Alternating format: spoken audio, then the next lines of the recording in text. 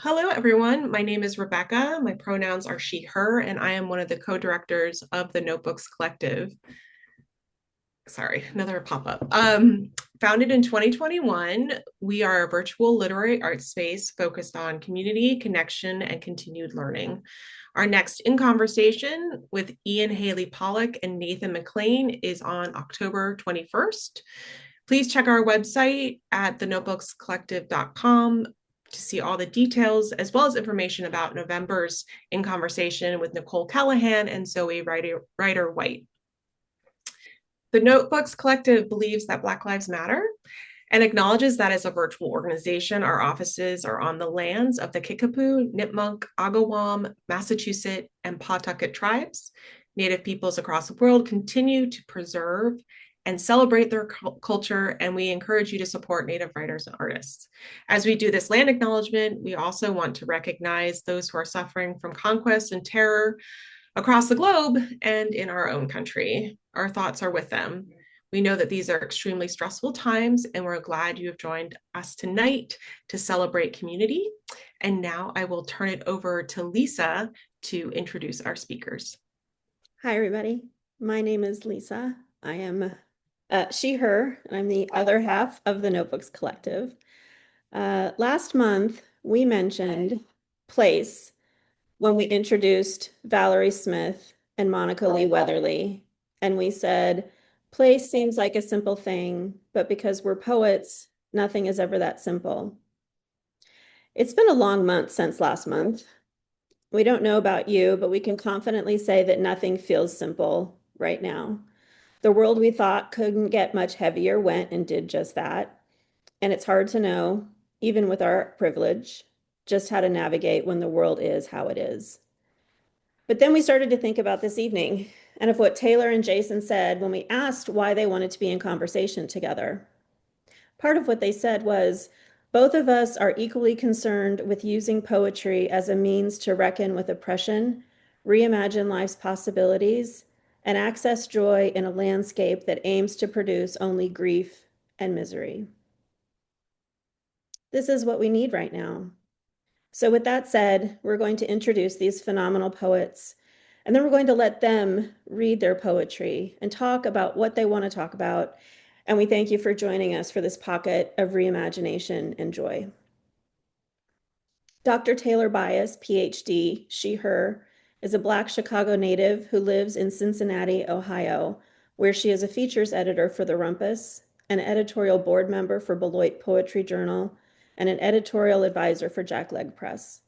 She is the author of two chapbooks, her debut full-length, I Done Click My Heels 3 Times, from Soft Skull Press, which won the 2023 Maya Angelou Book Award, the 2023 Chicago Review of Books Award in Poetry, and the 2024 Ohio Book Award for Poetry, and Resting Bitch Face, just published in August 2025. She is also a co-editor of the Southern Poetry Anthology, Volume 10, I think, Alabama from Texas Review Press, and of Poemhood, Our Black Revival, a YA anthology on Black folklore from HarperCollins. Jason B. Crawford, they, he, was born in Washington, D.C. and raised in Lansing, Michigan, is the author of Year of the Unicorn Kids. Their second collection, Yeet, is the winner of the Omnidon First Second Book Prize and will be published fall 2025. They have been published in Poetry Magazine, Academy of American Poets, Cincinnati Review, Beloit Poetry Journal, Rhino Poetry, among others. They are a 2023 Emerging Writers Fellow for Lambda Literary and hold their MFA in poetry from the New School. And now we will turn it over to Taylor and Jason. Oh my God. Thank you, Lisa. Thank you, Rebecca.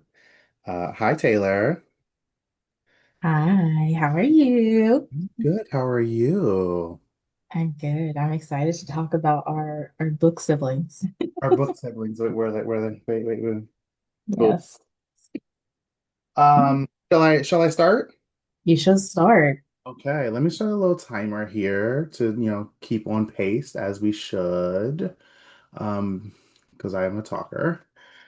Okay, so this is my new book. It is Yeet. It's coming out next month from Omnidon, and I think I should really start from where this book started. I don't read this poem often, but Taylor had a huge influence on this poem, especially how it looks now in the book. So, I really appreciate that.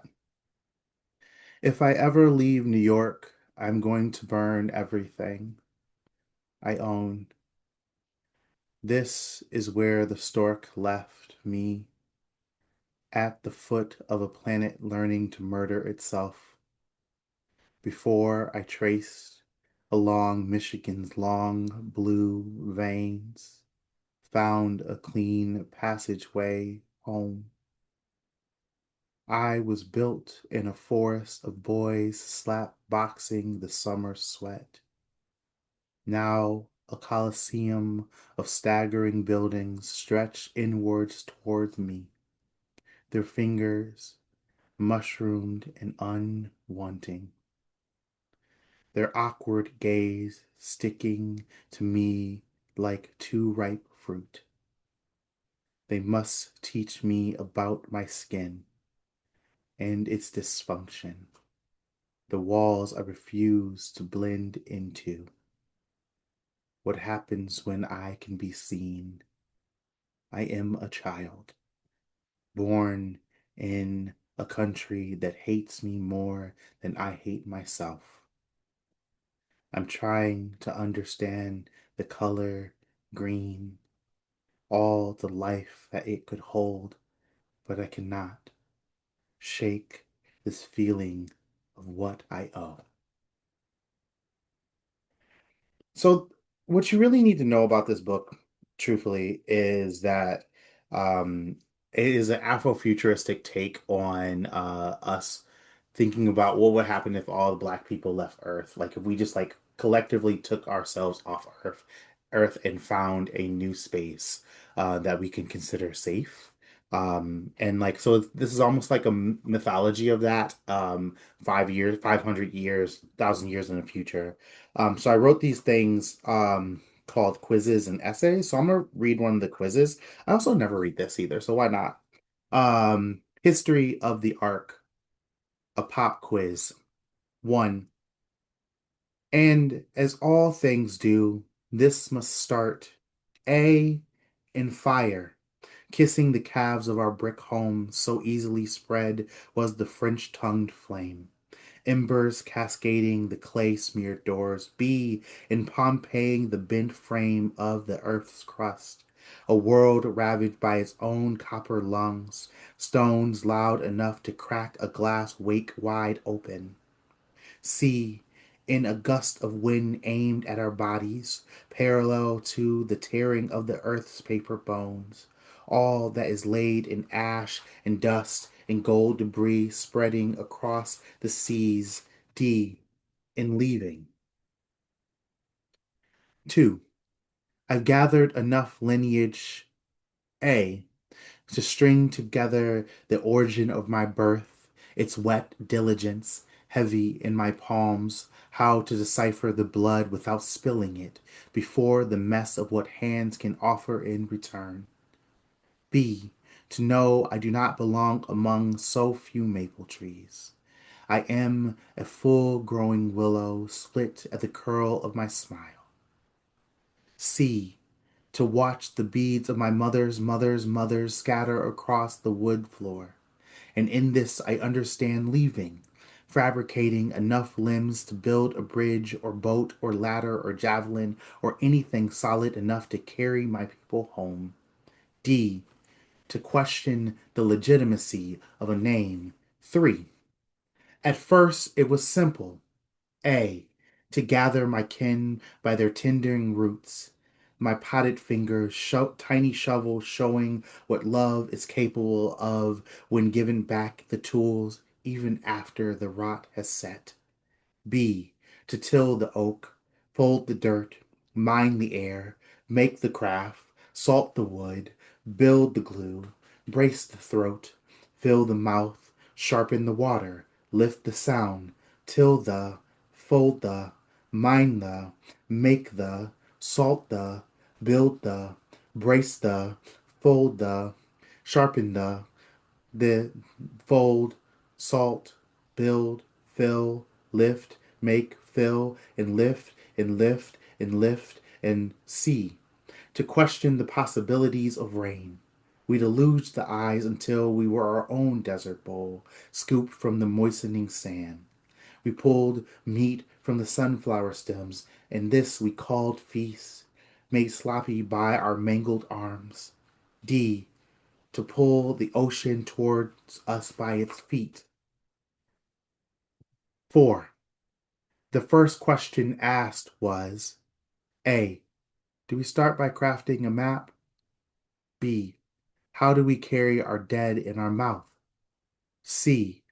How do we know when in space we will land? D. Who do we choose to leave behind?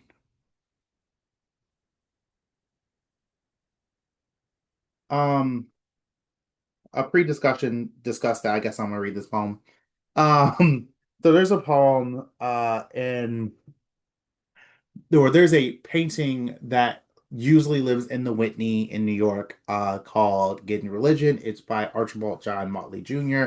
Um, it was the original idea for the cover for this book for me. I was like, I fell in love with this painting. Um, and it didn't happen because this is clearly my grandparents. Ooh, love them. So I still wrote a poem for them. Getting Religion. 1948, after Archibald John Motley Jr.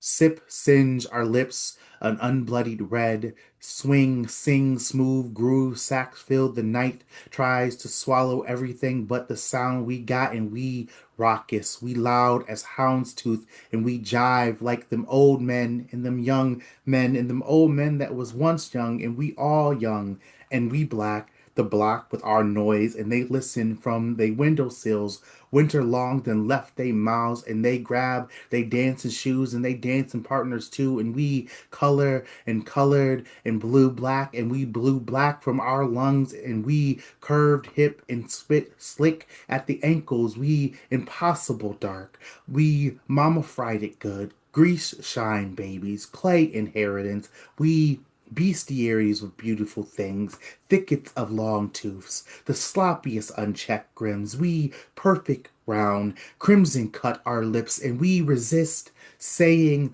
alive. Here or anywhere we survive, call it taboo to be alive or aware of being anywhere. We want to bask in the dusk sound them children make, what night then gave us music. What I mean here is we want that music to catch us by our tongues.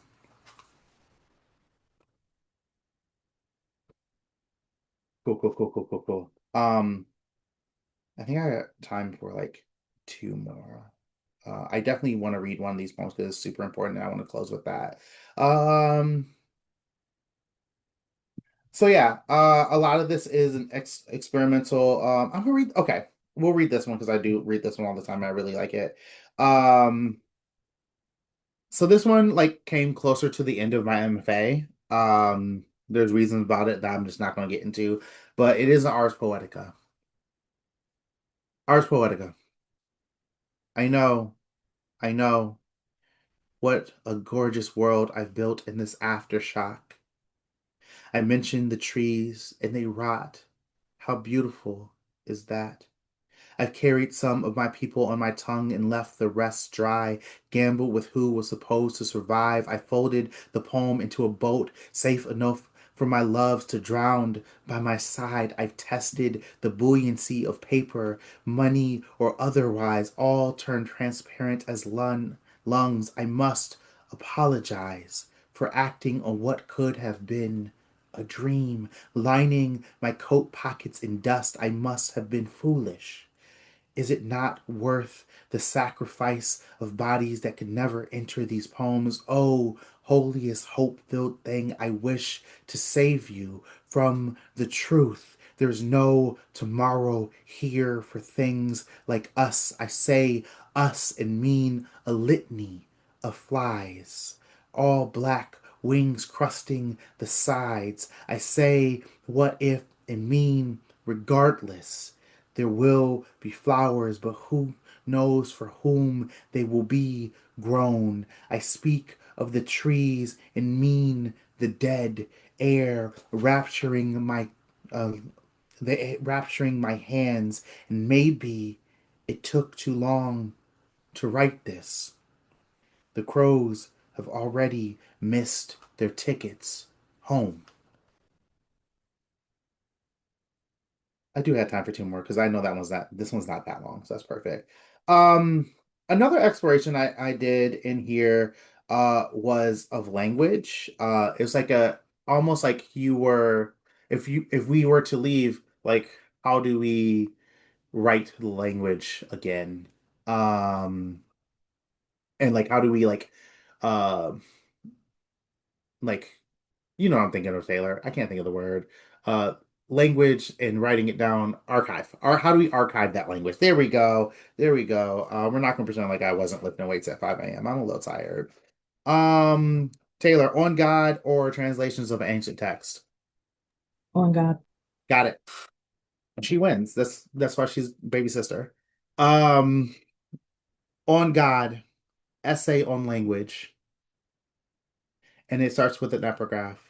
Thou shalt not take the name of the Lord thy God in vain, for the Lord will not hold him guiltless that taketh his name in vain. Exodus 20, verse 7. We've all done it in the sweat-licked heat of summer, thought of the ways an ice-cold Gatorade could coat the tail end of a throat, and made a promise to our Savior in exchange for moistened lips.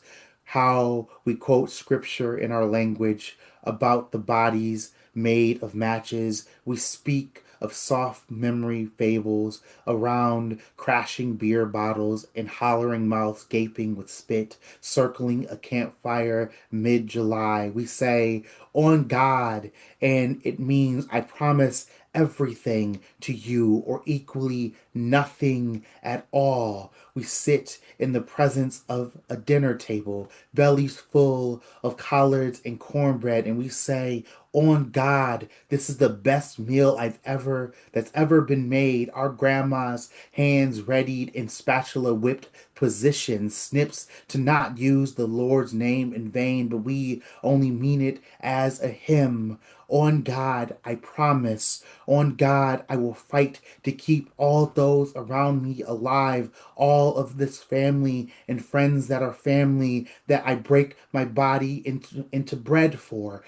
On God, I mean, oh God, I mean, this is not in vain. I pray, I pray I'm enough to feed them.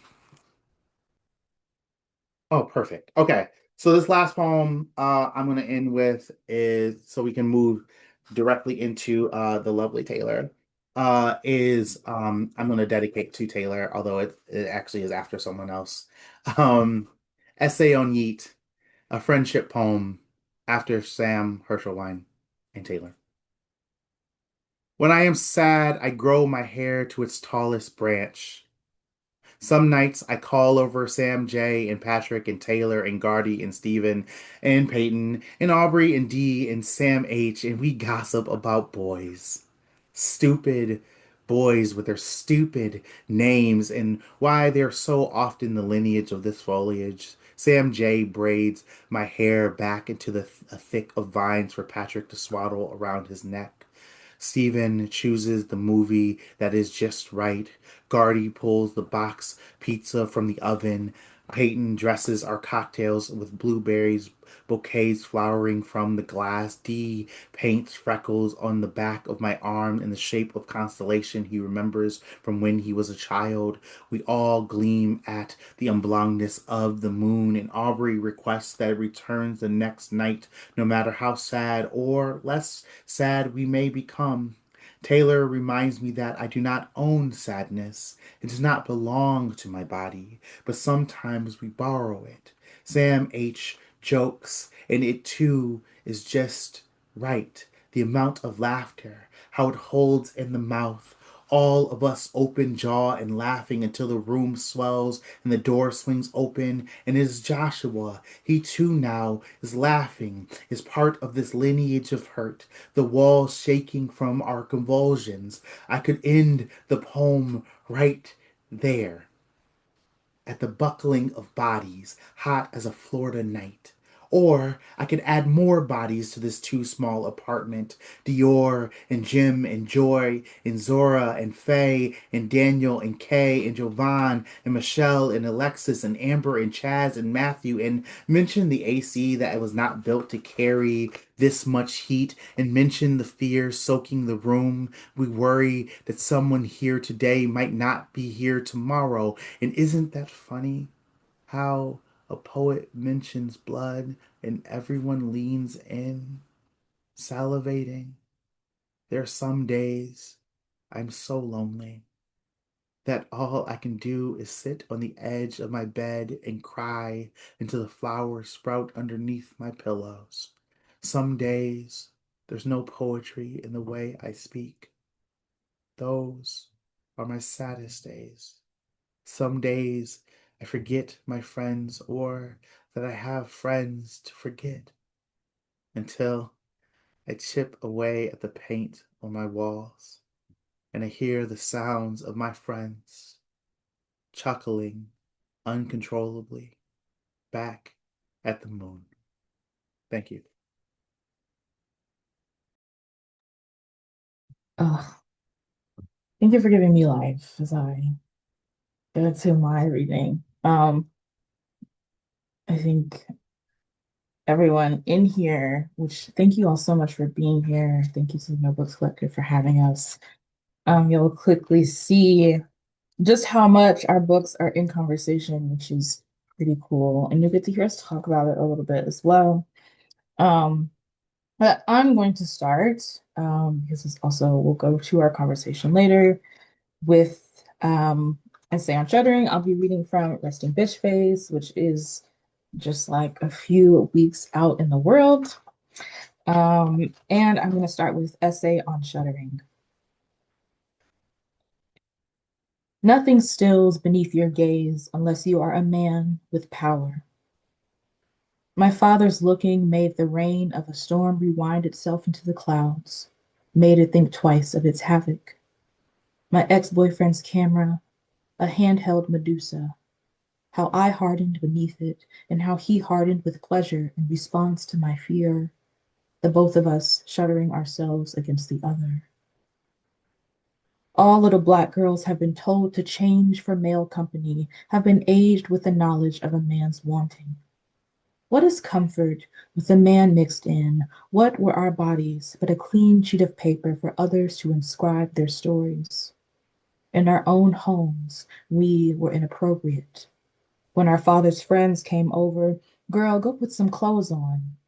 In the command, a father's knowledge that a man will always look. Those old Easters, do you remember? We shined with hair grease, all us girls primped and pressed, dressed in lacy socks and skirts with crinolines to hold their shape. All of us, a smattering of overturned wine flutes in the pews. In church, our cleanliness was always mistaken for goodness, some currency in how docile we were when touched, pinched, inspected. He who holds the camera has the say. The photographer says smile, and I obey. He motions how he wants me to shift my body, and my body follows. Under the bright studio lights of the photo shoot, I begin to sweat, my body's only rebellion.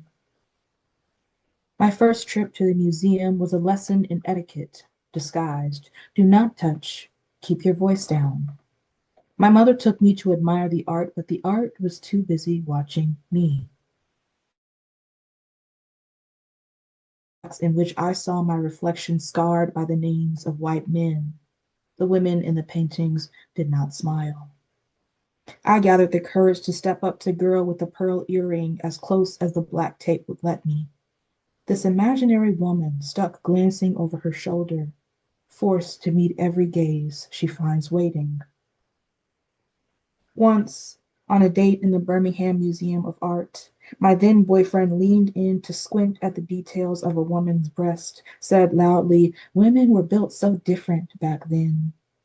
A few paintings over, I gazed at a naked man, his flaccid penis on full display. I found no shame in his face.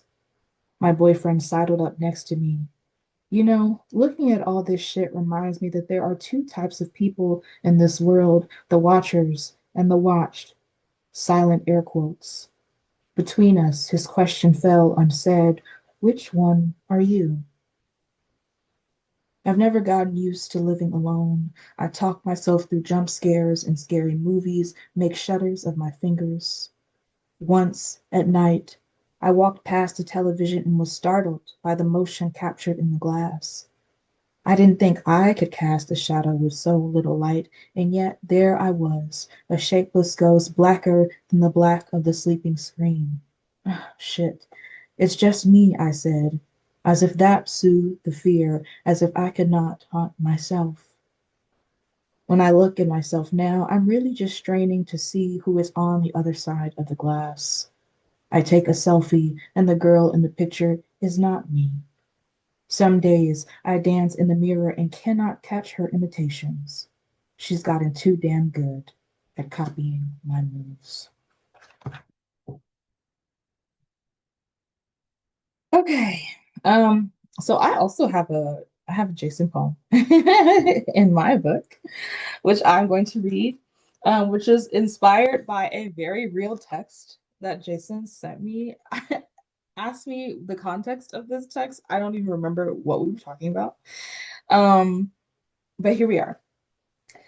Joking about the pandemic, a friend texts the group chat, "I've unhoed myself," considering Jason B. Crawford. Let us begin in the garden, hoe in hand, the rusted scythe as urgent as archaeology, which only means it plans to take its time with the killing.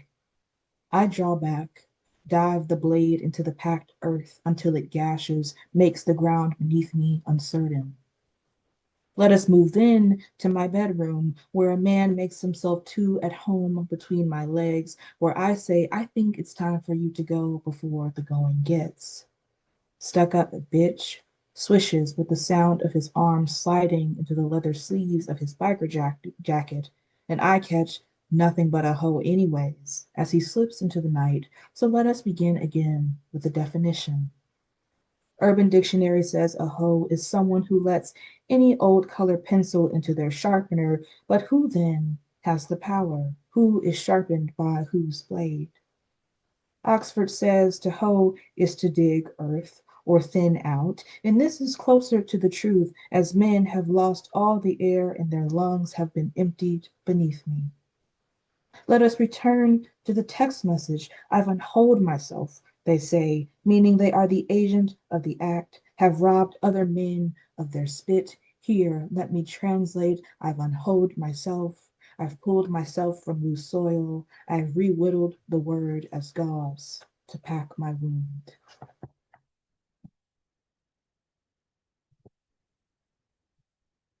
Such a great text message.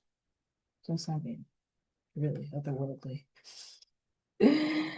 um, let's do an airport poem. So, you know, a lot of this book is about sort of how women are sort of like constantly surveilled in this country in many ways. It thinks about, you know, real life art, photography, film.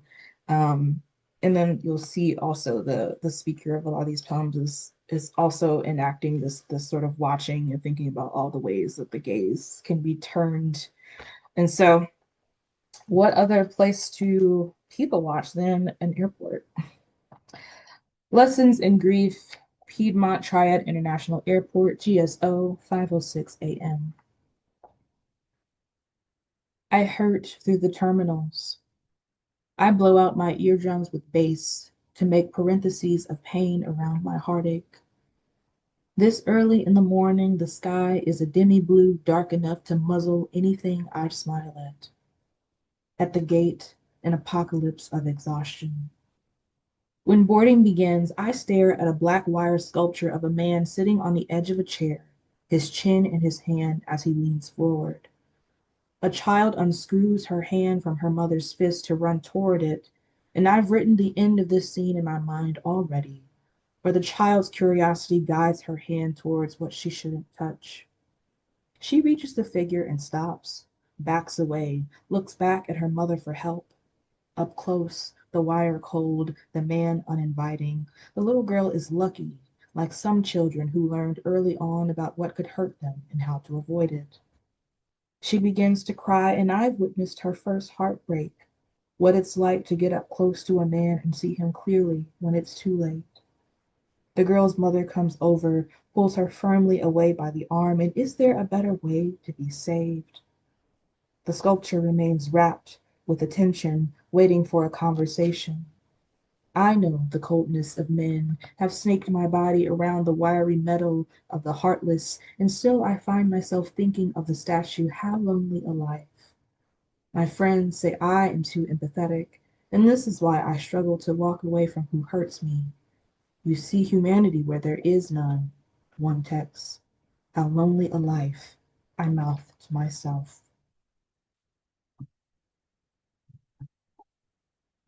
Okay, we got like 6 minutes. Okay, we're gonna go to the titular poem, which the book is named after. This poem was written because of the height of the pandemic when masks were heavily mandated. I realized that men stopped telling me to smile because they couldn't see the entirety of my face. And so then I got to thinking about how even our facial expressions in public when we're just minding our business are something that are policed. And so this poem was born, and so the title of the book was born. Resting Bitch Face. And it has an epigraph from Alexis Pauline Gumb's book Spill that reads, how did you get here? What trumped up truth of slave ship sloop put you here on my doorstep in your nastiness? Something about the set of my face says slave, cracks sharp in its stank and slits you uncomfortable. And what do you make of me again? In that gas station parking lot, in the grocery aisle in its fluorescence when you tell me to smile for you. You too pretty to be frowning makes a fugitive of me, shutters me closed for your business. You even smooth talk yourself into a lie. Say smile and mean relax, mean open, mean peel back, mean lights, camera, action, put on a show for me. The last time I smiled for a man, my teeth sparked white in the dark of his bedroom like police lights in a rearview mirror. What could I afford with that currency besides his violence? Smiling has never bought me tenderness, never tendered me a love that let my face be bitch, and ain't that what you gonna call me anyways? Whether I thaw out for you or not, don't this always end the same?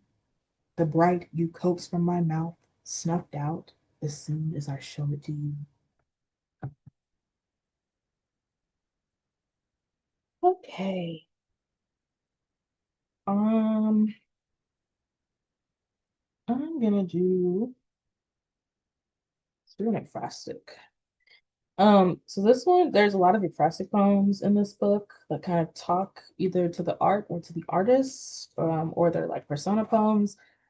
And so this one is After the Red Armchair by Pablo Picasso, 1931. It's like a woman, she's sitting in this chair, but she's like two-faced, and she kind of has like some red blotches on her face, that sort of thing. And this also has an epigraph. It reads, he submitted them to his animal sexuality, tamed them, bewitched them, ingested them, and crushed them onto his canvas. After he had spent many nights extracting their essence, once they were bled dry, he would dispose of them. Marina Picasso, on her grandfather Pablo Picasso's treatment of women, from Picasso, My Grandfather, 2001.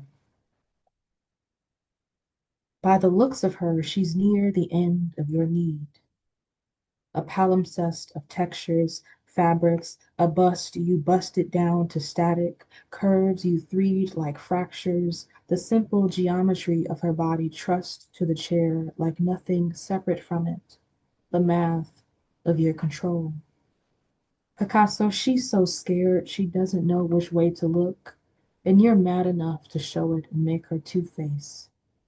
Dared to glam her up in the color of bruises and hope we wouldn't notice. Right there, the muscadine of how she hurts. Pablo, I see the blood by the slope of her bangs and the pink of her cheeks. It's easy to find your hunger. Damn it, Pablo. Nobody taught you you could love a thing you haven't caught. Okay. And then I think I'll do one more.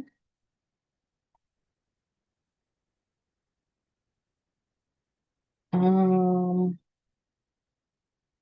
Jason, I'm trying to tell you something, or the violence of rain. Mm. Violence of Rain. Okay.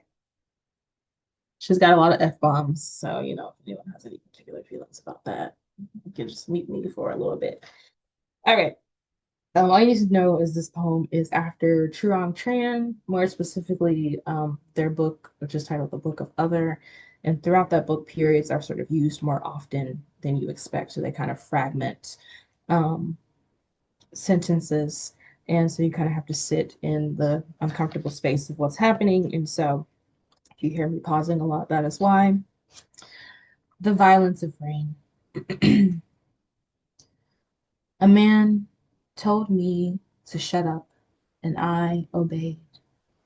I still haven't forgiven myself for letting my silence be on his time, his dime paid for my submission.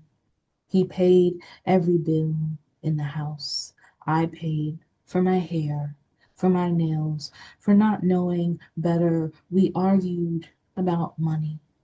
I was worried about where he spent it instead of who he spent it on. That day, rage rented a space within me, then rented my lips apart.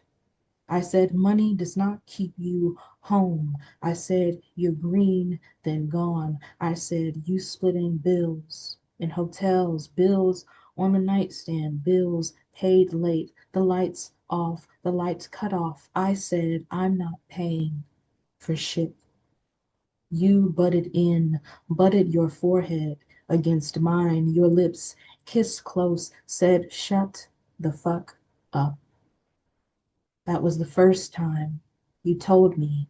The last time you had to. I shut down. I shut up. I shut the fucking out. I didn't let you fuck me again. You fucked off. Fucked outside our house like the animal you were. I was so quiet in everything I said. I was a whisper. I was wind, tornado forming in your face. I looked still because I was coming toward you. You said, shut the fuck up, and I was rain.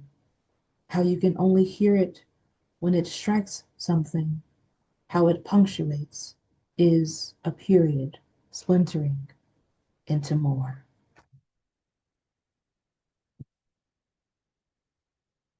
So I'm gonna start this conversation off with how dare you? You shut the fuck up. I was rain. I'm gonna throw the book across the county. Don't do it. Don't do it. You're so brilliant and talented and pretty, and we love you. Oh That's no. how I We describe you to everyone.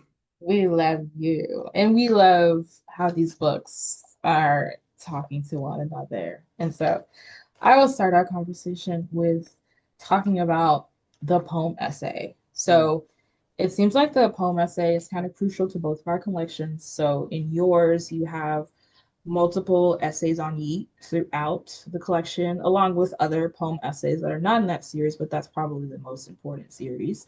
And then in at the beginning of each of like the big sections of my book, I have a poem essay, the first one, which I read at the beginning, essay on shuddering. And so we can kind of start by talking about how and why the poem essay became so central to both of our collections. And I'll just toss it to you first. Yeah, I thank you.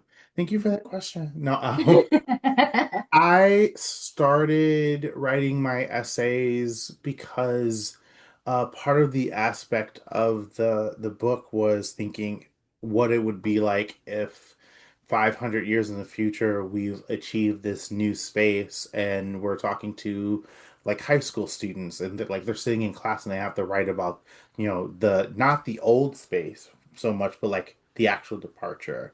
So a lot of those started it started there because so it kind of started with the pop quizzes first moving in, Mm-hmm. and then um I realized I would was doing this whole bit where um I would read a poem or a book or like a collection from someone that's like notable to the collection, and then all of a sudden I'd come up with an idea for a poem, and I Mm-hmm. would try to write not after them, but like more like after their style or voice.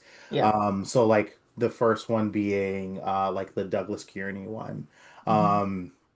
or the Zan Phillips one, right? Like so like those essays are really me trying to describe this new world or the old world or any world through the eyes of the great scholar of before, right? Mm-hmm. And that's kind of how we got to that space and why like each one of these essays are a little different. Like so the one I read is after Community Check-in by Sam, right? So Mm-hmm. like that really inspired me to want to think about what is like actual community check-in for me, and like what that would be as an essay form. Yeah, I love the comment of the great scholar because I think what part of what you're reaching at is this attempt to bring in like a theoretical sort of lens into the book. And I think that is a big part of why my essays kind of ended up in my book as well. Very, a big part of my book lives in the world of art. It lives in the world of um, art history. And I think there's also an argument that this book makes about what criticism can look like, and what, like scholarship can look like, right? So we have these ideas about what it looks like when you critique art, and how you have to do that and what sort of format and genre that sort of work is supposed to be in. And I think the essays are very much a part of this exercise of saying no, it can happen at poetry. This work should be happening in poetry. It should be happening in artistic genres. And so even our sort of origins of the poem essay kind of, I think, come from a similar place, which is really cool to see. And I think that's also a great transition to a conversation about form. Oh yes, yeah, yeah, yeah.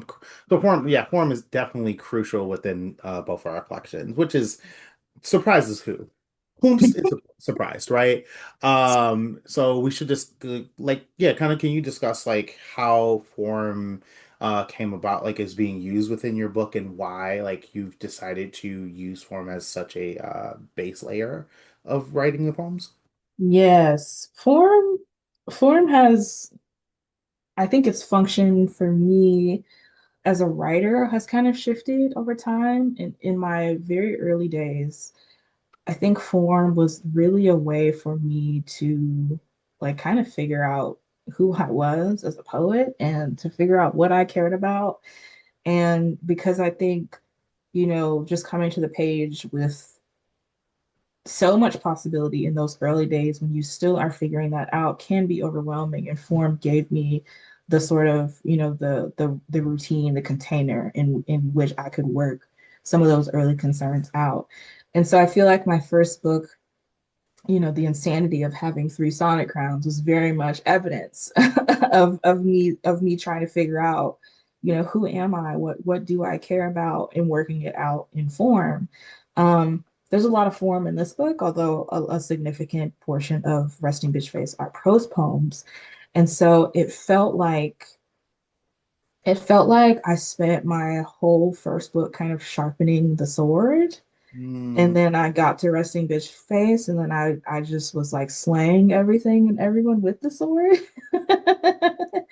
But I also think that form for me has also always been a way for me to think about like the actual organization of a book. Like I always use form as a way to think about how things are in conversation with one another as well. So in the first book, I had the Southside Sonnet Crown that got broken up, and each of those, seven sonnets became anchors in each of the seven sections, and then we built each section around that sonnet. And here, the poem essays were kind of like organizing structures by which we then said, okay, this is the opening of each of these sections. Now, what feels like it's speaking to this? So, form also kind of works in that way for me as well.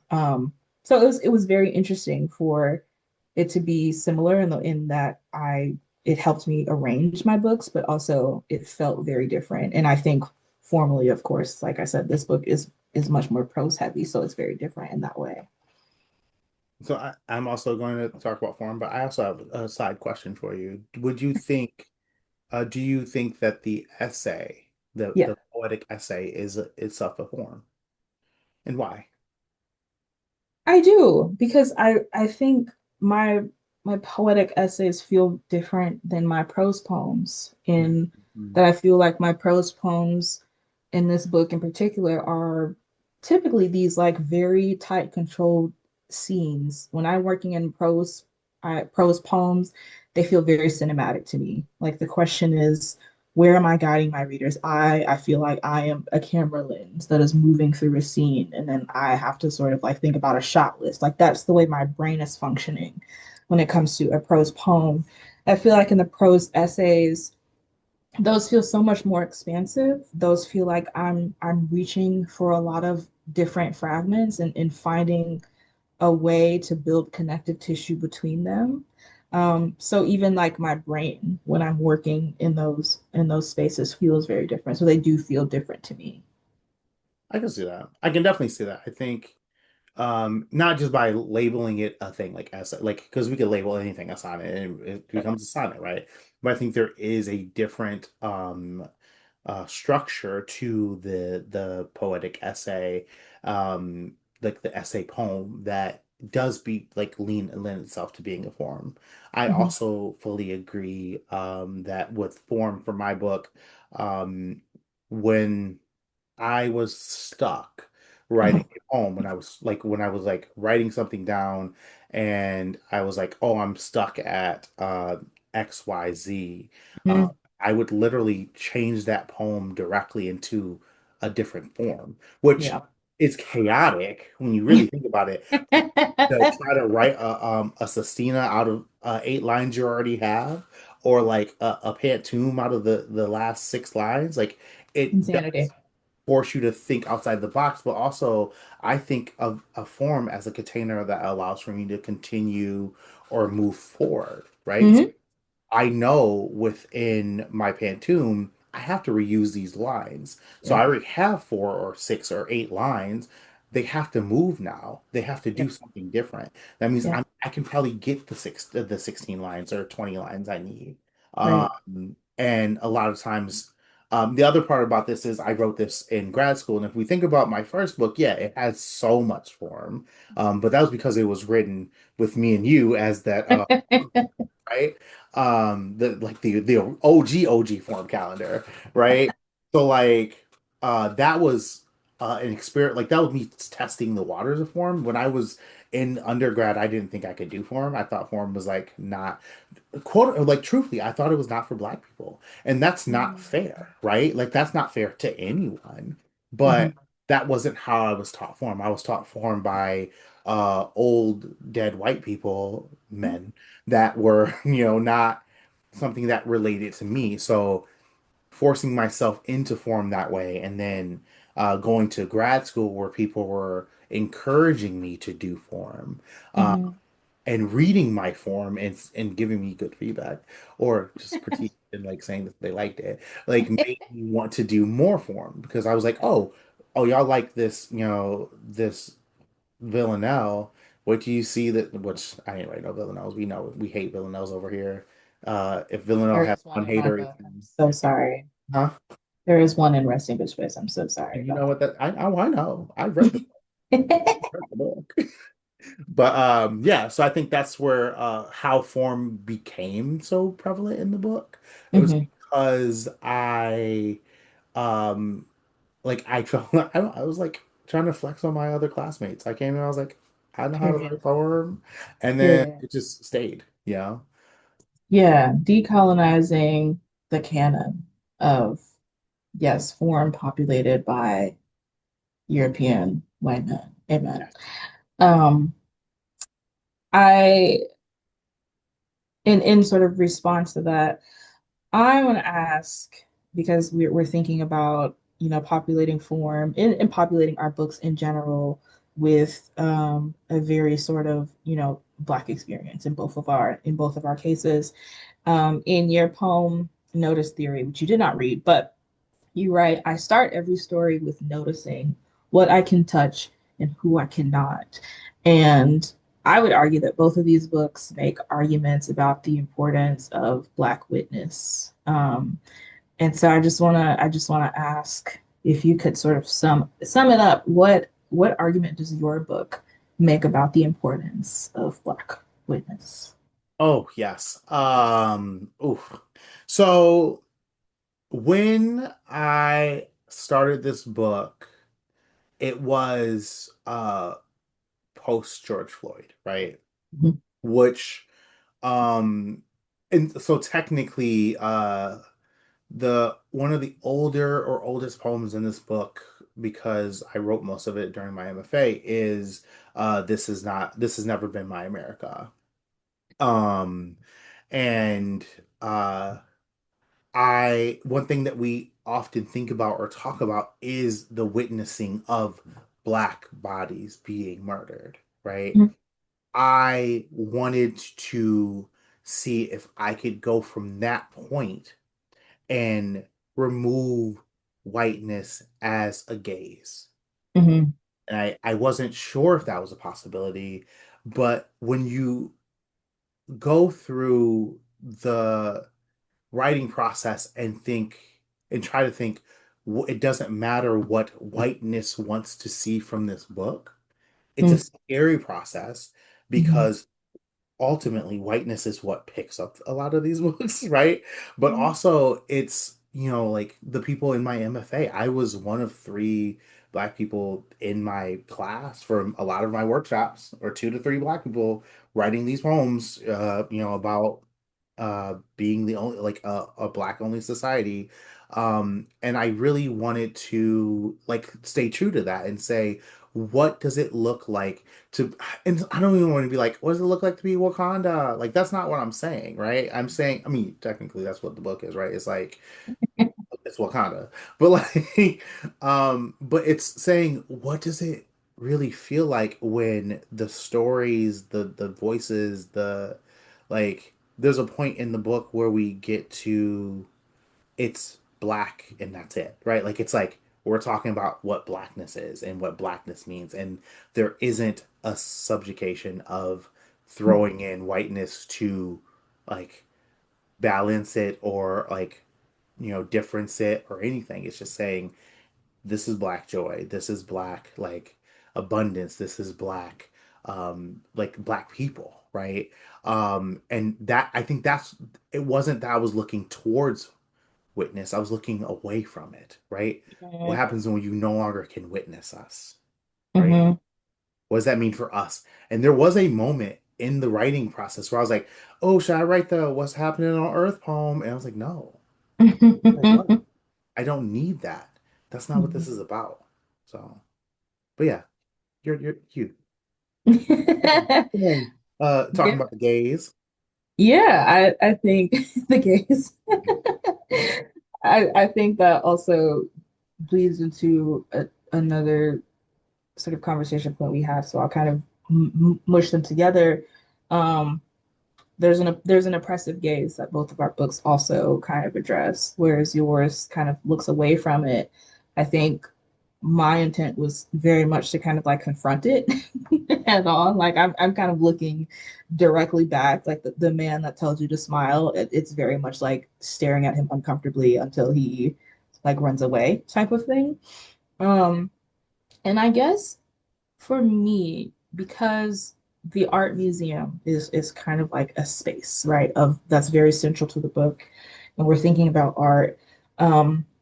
We're also thinking about the art museum as a place that I think, for the most part, people consider educational. People consider it to be a place that you kind of go to learn about our history through art, right? It's a place that also teaches us about, you know, our history and how our nation has gotten to where it is now through these pieces.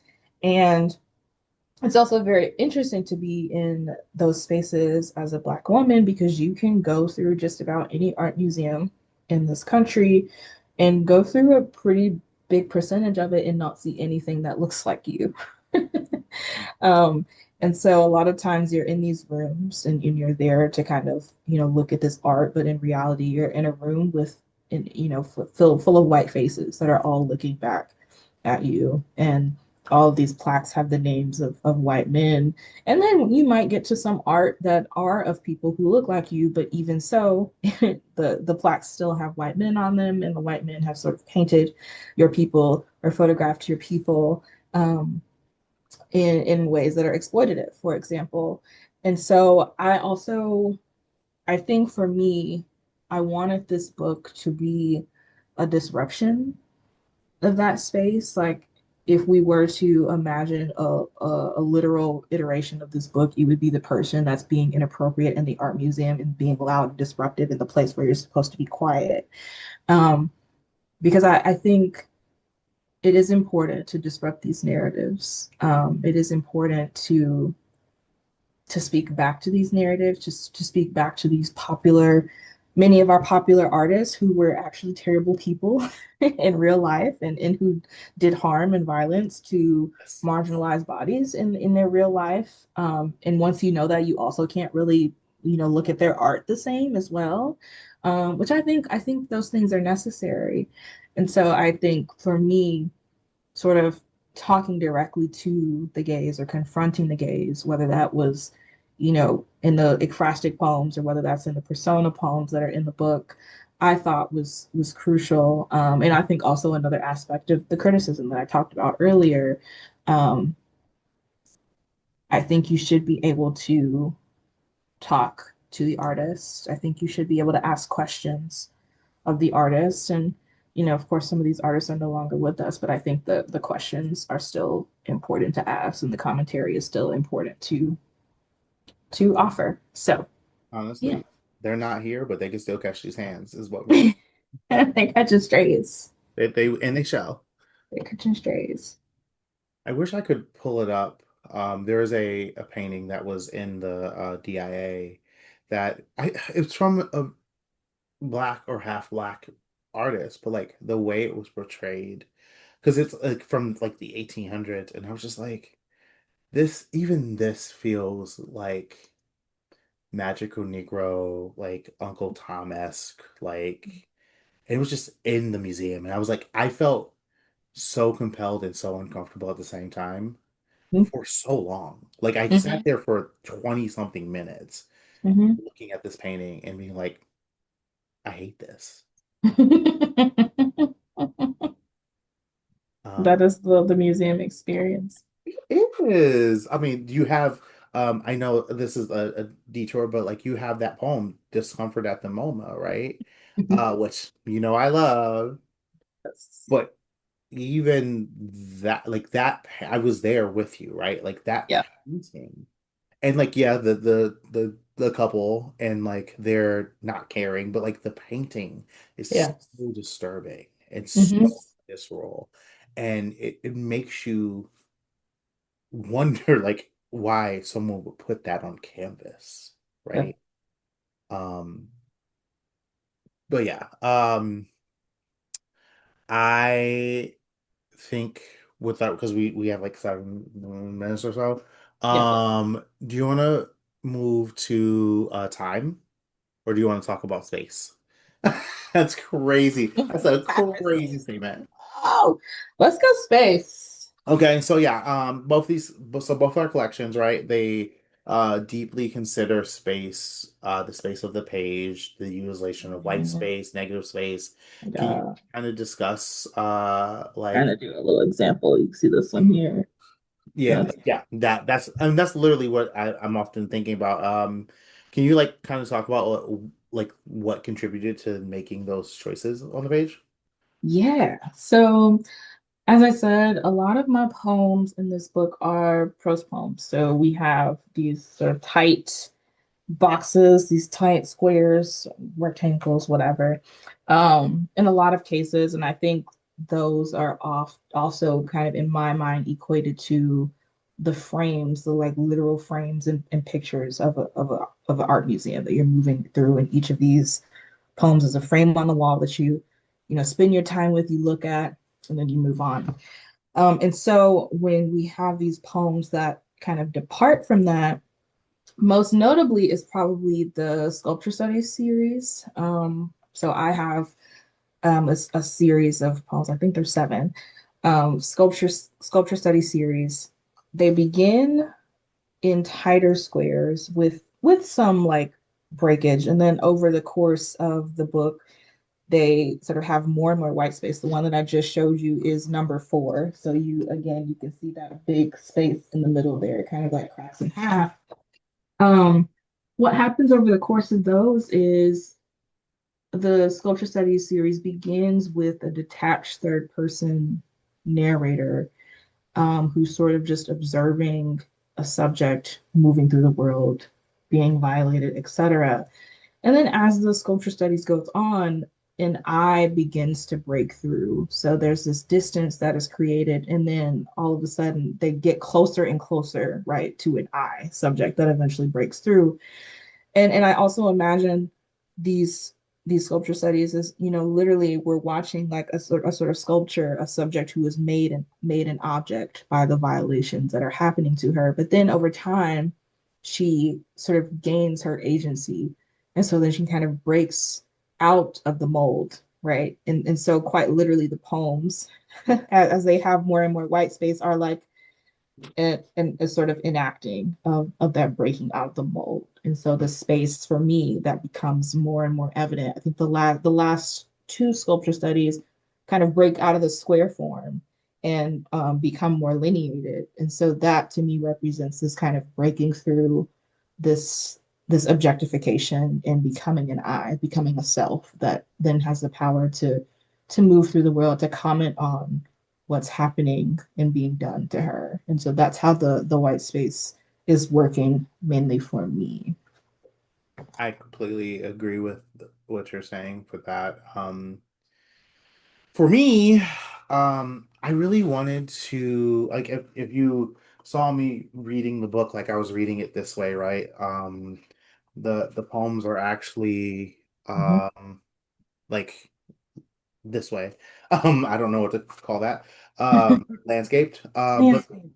But there is a lot of like play with space within the book.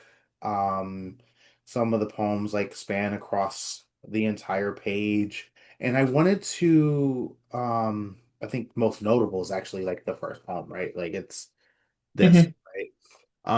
I really wanted to play with how much space black ink was allowed to take up. Also like the disappearing of ink, right? So there's like a fade happening within some of the poems. Mhm. Some poems are jumbled together. And it's really just like asking about how much space we're allowed to take up on a page. How much white space can be taken over throughout the book. And Mhm. it's I think it's weird because like the last poem in the book doesn't just take up all the space. It's like resolute in the amount of space it's been able to take up.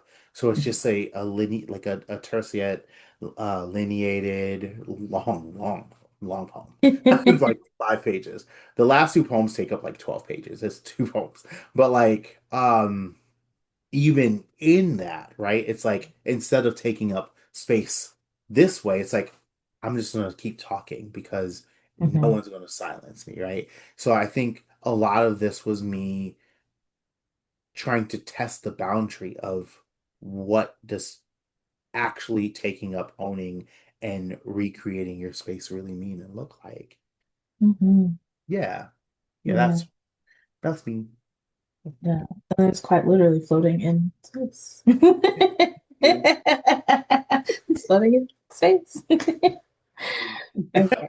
I think we are literally right at the end of our conversation time. We ate that with Yeah. time. Um, and so I think it's time for audience question. Look at the timing. So perfect. Everything's beautiful. We have one question, but it's I think it's a good in-depth question, so we can take our time. Let me just pull it up. So it's from Stephen. Knew it. You knew it. I My baby. have a question for them. Okay, Taylor, you say that your book is in conversation with Jason. Hmm. Its theme of surveillance and the violence of watching and photography to me also feels in conversation with Beholding by Ross Gay. Oh, Do you see it in that way? Who else do you feel in conversation with? And then, Jason, how about you? And what do y'all think it takes to write meaningfully in conversation with other writers? I like that last. mm. Yeah, that's a great question. I love that you brought Beholding into the space. I actually wrote a review of Ross Gay's Beholding. Um, Obsessed with that book. And I think that book also shares a lot of our concerns, like, talking to Jason with like taking up space, for example. That is a book-length poem, first of all. Like talking about I'm Without gonna take any up some space. periods. Like I'm gonna talk and you're gonna listen.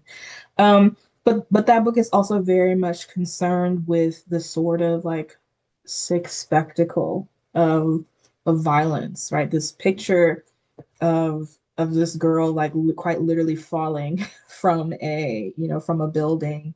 That the photograph was like then given an award, and sort of what that says about like our obsessions with being able to witness these vulnerable, painful, violent moments, and even going so far as to rewarding or something like that. um I think that book is very much in conversation with this, and I also think maybe without realizing that was probably an early sort of like brain point of thinking about this book.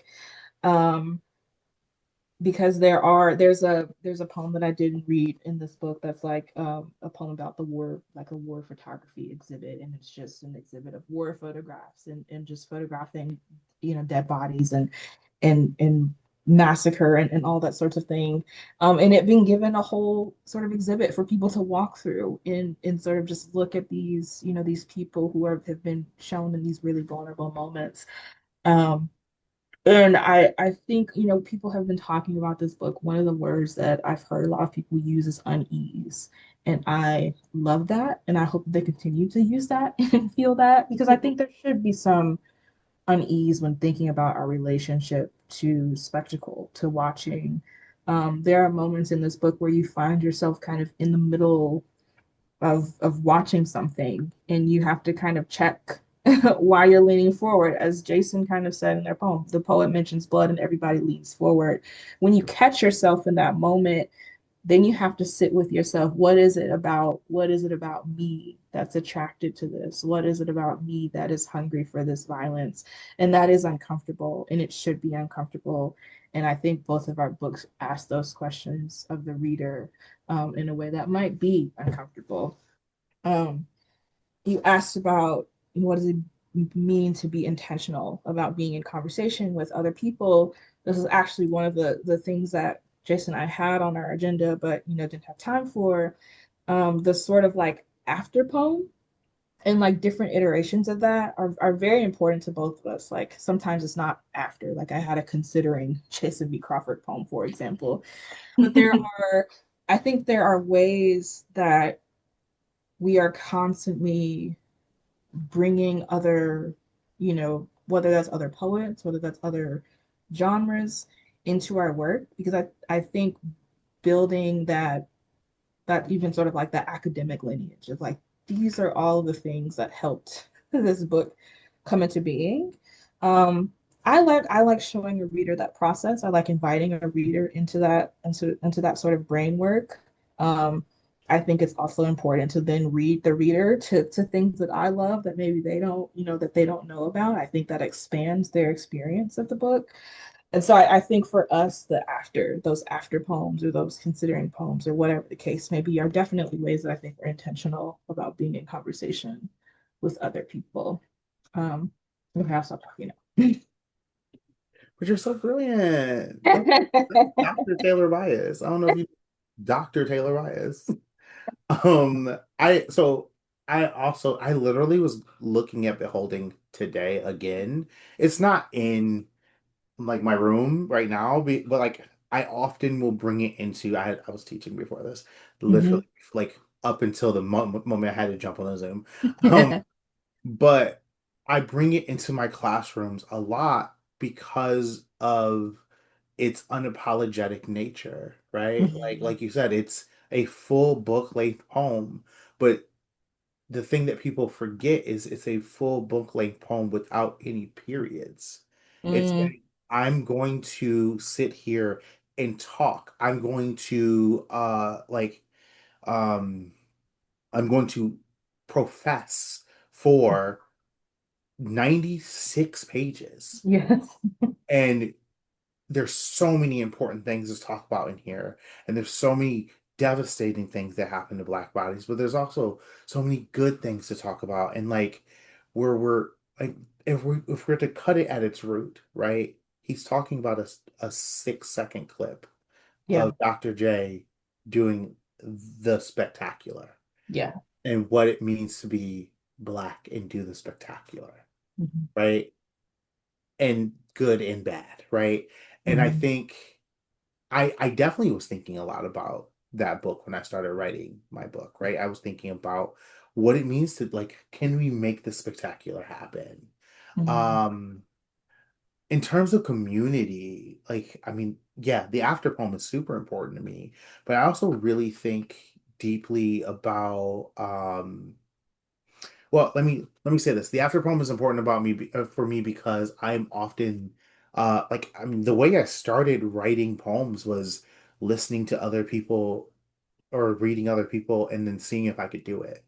Right? Mhm. Like half of my undergrad in poetry was me saying, "Oh, I love this Sam Sachs poem. Can I replicate it and say other words? Can I Mhm. use this voice to say other words?" Which I mean, I thank God I've passed through because like at some point you have to have your own voice. But like Right. that's like that lineage is so important to me, to Mhm. my work that I had like that's the only way I understood to write a poem. But the other part about community is like there's so many people like just looking at your book, Taylor, like the people you have in the back, not just me, right? But like you have like Dior and Kay, you Mhm. have Faye, and then you have like people that aren't even like the poem homies, right?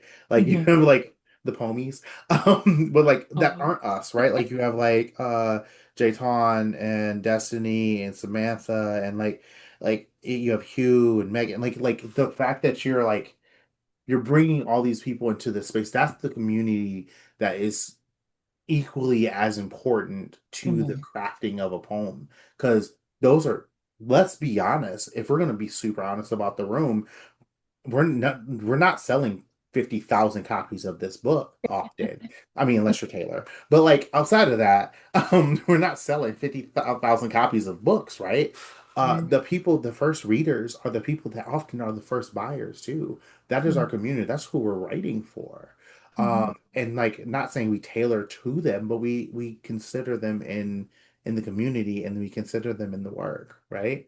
I think Yeah. that's super important to do. Um, yeah, that'd be me with.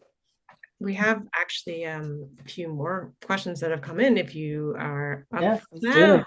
Okay.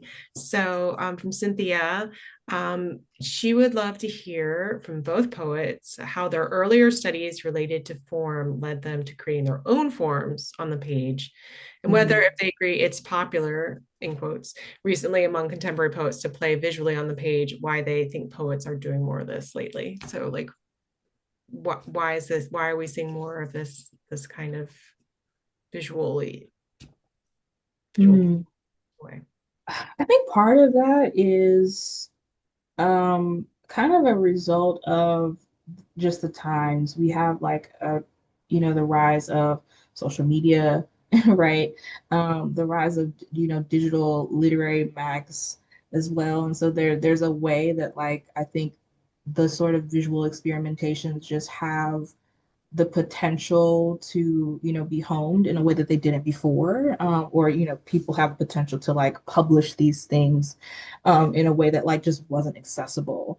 And so I think people are very much responding to like a sort of technological shift, I think. And then there's also just the question of there's a question of like our attention spans. There's the question of um I think how readers want to be challenged, and maybe how some readers don't want to be challenged. If I'm being quite honest, I think the consideration of audience is bleeding into our craft and into the making of our art more than it ever has. Yeah, And that's for better or for worse, right? I think that can be both a good thing, and I think that can be also something that harms the making of the art as well. And so I think a lot of that is really just those questions, the consideration of the audience, the consideration of these platforms, in the new ways that things can just be published. Um, I also think form is just making its own, like traditional form. It's making its own sort of kind of comeback. Um, and I also think that that's in part because as we're teaching these things to, in schools and into the children who are learning about poetry, I think those children are very hungry for form that they can actually get into and that they can actually engage with and sort of get their claws in. And I think the student that could read a Shakespearean sonnet 10 years ago and take something away from that is not the student today who can read a Shakespearean sonnet and take something away from it. You'll still have your students who absolutely will and who will love Shakespeare and who will, fangirl over Shakespeare. You'll always have those. But I think the needs of our student population as well are changing, and the way that we have to teach form is changing. And so I think a lot of our contemporary poets are responding to that need by, populating it with our stories and our contemporary concerns and desires, in hopes that we can reach that population who I think wants to be seen and reflected back in those traditional forms. I agree. I fully agree. I think form is, um, we can trace like if I'm tracing form like really back, like we can trace it back to like Wanda, right? So Wanda Coleman, Yeah. with sonnets, and then like it's or the American sonnet, right? And I think the variation has become such a like prevalent thing within in our culture. Think Terrence Hayes and think Yep. and then we think of Terrence Hayes, we think of like creating new forms, right? So we have like you have a burning high bun, I have a burning high bun. Yeah. We have the duplex, we have the golden shovel. And this Mhm. is like I think part of it's like legacy, like how can we Mhm. shape and reshape what poetry is able to do now that we're in a newer age. I also fully agree that we are able to do more things on the page than we were before. Even like in a book, we're able to do more things. But when you can put something online, you can definitely you can do something really cool with it, right? But I think one of the biggest things, and this is also for better or for worse, it's uh, I think we like the idea of like new spectacle, especially like now. Like the traditionalists are not as traditionalist anymore. Like we don't have like as many people are like Sonic has to be the like that's not anymore. And Yeah. because we're so able to play with things and do things weird, that's what's also kind of winning things. And I hate to Mhm. say like it's kind of about prizes too. Like people are like, "Oh, I saw that in like if you think of Ariel Marie's book, there's so Mhm. much play of like space on page. And Yeah, the that book Broken is a Sestinas. Yep. phenomenal book, right? Oh Mhm. yeah. So yeah, right? Like there's so much like play on that page. And then like once that wins, someone else is like, oh, I can think maybe I can do that too, right? Like, oh, it's like a fast track to winning, right? And that's not the case because you have to understand there's also a whole other part where Ariel's a good poet, right? Like a great poet And a formalist and first to be able to break a the form. formless, right? So you have to know how to do the first thing before you get to the second thing. And a lot of I think um the other new age thing is like trying to get rich quick scheme, right? So like how can we skip all the steps to get to the new thing? So we're seeing a lot of it as well because people like saw it before, right? And they're Mhm. like, oh, I could do that too. Um, and some people can, some people can't. And that is just the case of it. For better or for worse. Yeah. Well, I'm gonna ask Lisa to pop in here because we're basically at time, and we just want to, I don't know, just glow with this for a little bit, just a second. But honestly, thank you so much, both of you, for spending this evening with us and sharing all this awesomely interesting, cool poems and thinking about poems. Just it makes me, yeah, I kind of like vibrate afterwards. Um, and for those of you in the audience, if you want to, join us for our next in conversation, which is in a month with Ian Haley Pollock and Nathan McLean, please sign up for our mailing list. You can go to the website, thenotebookscollective.com. We only have 2 more events this year, but we're already in the thick of planning 2026, and we're super excited about it.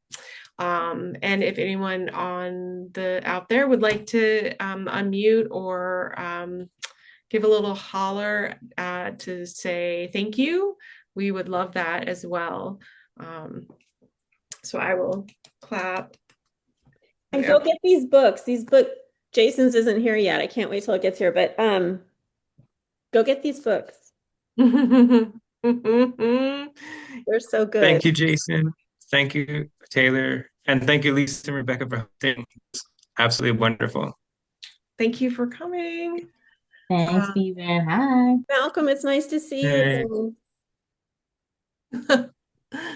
Yeah. Thank you. Oh my God, Malcolm. Hi. I didn't see you.